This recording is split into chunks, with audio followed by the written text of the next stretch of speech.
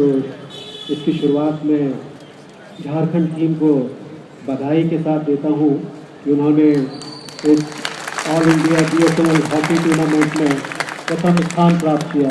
Let's give them a big hand. दूसरा स्थान भी जो गया है वो मुझे बताया गया कि कर्नाटका को टीम को गया है, उनको भी बहुत बहुत बधाई। और मुझे बताया गया कि तीसरा स्थान हमारी लोकल टीम जो NTR की टीम है जिन्होंने कार्यक्रम का आयोजन किया उनको गया है, उनको भी बहुत बहुत बधाई। पर जहाँ तक मेरा मानना है कि जीत और हार तो एक जीवन का अंग है, एक खेल का अंग है, परंतु सबसे ज़्यादा जो पार्टिसिपेशन का जो भावना होती है वही सबसे आवश्यक है।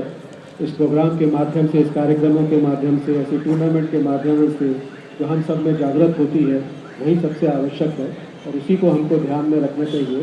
बस participation is key and competing with the fairness is also the thing which we must learn from such tournaments. जैसा कि हॉकी आप जानते हैं कि एक ऐसा खेल है जो कि हमारे भारत का खेल माना जाता है, भारत का राष्ट्रीय खेल है। और इस खेल की सबसे एक बड़ी विशेष बात यह है कि ये खेल तभी अच्छे से होता है जबकि हम एक दूसरे के साथ कोऑपरेशन या एक दूसरे के साथ चल के ही हम इस खेल में जीत पा सकते हैं। ऐसा देखा होगा जैसे बाकी जीवन के भी कई आयाम, कई पहलू हैं कि इंडिविजुअल ब्रिलियंस का इसमें कोई बहुत ज़्यादा स्थान नहीं होता है। कोई खिलाड़ी मध्य मार्ग से लेकर के डी तक ड्रिबल करता हुआ खुद ही जाए और गोल करने का प्रयास करे तो मैंने ऐसा देखा है कि अक्सर उसमें चूक हो जाती है। परंतु जब एक दूसरे को पास देते हुए, एक दूसरे के साथ मिल के समन्वय बनाते हुए हम खेलते हैं तो हमें इसमें जीत हासिल होती है। तो शायद यही इस खेल की सबसे बड़ी सीख है। हम सब जानते हैं कि एक समय हम हॉकी में अव्वल स्थान रखते थे और ध्यानचंद जी का तो एक इतिहास में कितना महत्वपूर्ण स्थान है। हॉकी का जादूगर के नाम से उन्हें जाना जाता है। तो शायद मैंने कहीं पढ़ा भी है कि एक बार उन्होंने छत्ते के उल्टे डंडे से भी 10-12 गोल करके दिखा दिए थे और विदेशी उनकी कला से हमेशा हतप्रभ रह जाते थे। अभी मैं पीछे बैठा हुआ था तो मुझे बताया, आई थिंक मिस्टर चतुर्वेदी कह रहे थे कि साहब कुछ ऐसी बात बोलिए, ऐसी कोई चर्चा कीजिए जिससे हॉकी और BSNL में कुछ संबंध स्थापित हो सके। तो मैं तो यही जानता हूँ कि जिस तरह से हॉकी एक समय भारत का सबसे बड़ा स्पोर्ट्स था, हम उसमें अव्वल आते थे, हम उसमें ओलंपिक में हमेशा गोल्ड मेडल जीता करते थे, उसी तरह से शायद BSNL भी एक समय नंबर 1 था और काफ़ी समय तक हम नंबर 1 बने रहे।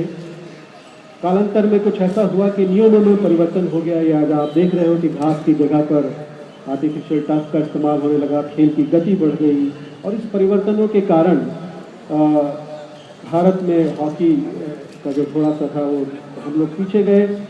परंतु अगर अब आप देखेंगे तो भारत में भी हॉकी उसी तेज़ी से, उसी नई ऊर्जा के साथ फिर से पनप रही है। और पहले जो ऐसा सुनाई नहीं पड़ता था, आजकल आप कई बार अखबारों में पढ़ेंगे कि India has defeated Australia, south Korea, New Zealand और जितने भी बड़े बड़े यूरोप के देश हैं, हॉलैंड वगैरह को हम आजकल हराने लगे हैं और फिर से हॉकी में अव्वल स्थान बनाने लगे हैं। तो ऐसा ही मेरा मानना है कि भारत संचार निगम लिमिटेड ने भी अब उन परिवर्तनों को पहचानने का प्रयास किया है जो कि नियमों में परिवर्तन हो गए, कंपटीशन का युग आ गया है और उस परिवर्तन को पहचानते हुए, शायद उस चीज़ से भी शिक्षा लेते हुए अब हमको भारत संचार निगम लिमिटेड को भी पुनः उन्हीं ऊंचाइयों पर ले जाने की आवश्यकता है जिस तरह से हॉकी इस देश में प्रयास कर रही है। और मेरा ऐसा मानना है कि ऐसे इस तरह के कार्यक्रमों से जब हमको ये ऊर्जा प्रदान होती है, हमको ये शक्ति मिलती है, तो वही हम उसको अपने व्यवसाय में आगे बढ़ाने के लिए, BSNL के एक्टिविटीज़ को आगे बढ़ाने के लिए हम प्रयास कर सकते हैं। अंत में मैं सबसे पहले तो इन नन्हे मुन्ने बच्चों का जो कि PNT स्कूल से आते हैं, इतना सुंदर कार्यक्रम छोटे से समय में करने के लिए मैं उनको बहुत बहुत बधाई देता हूँ। भारत संचार निगम लिमिटेड की ओर से, बोर्ड की ओर से, हम सभी परिवार